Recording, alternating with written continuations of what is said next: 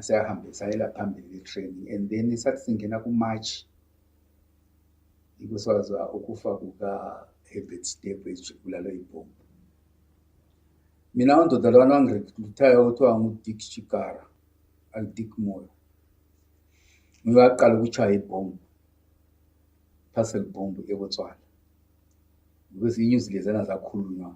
Normally ngingama-guerrillas kufanele ukuthi kube lo munye u-trained personnel ovuka elitshela inews ukuthi kunjani, political commissar.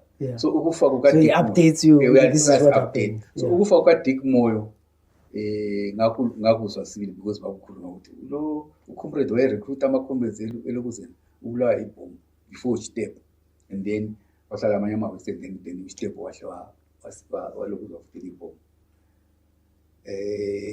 Before that uStep wakhuthwa ibhombu thina siselusaka into streams, balokuza i-parcel bomb yaduka before uStep wangakafiki,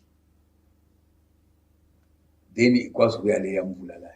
Kusho ukuthi leyana yathi iduka exactly 2 o'clock bayicanga ukuthi uStep usengene e-ofisini, yaduka enengekho, bazomtshayela le wamlokuza phansi kwemota lisenzayo.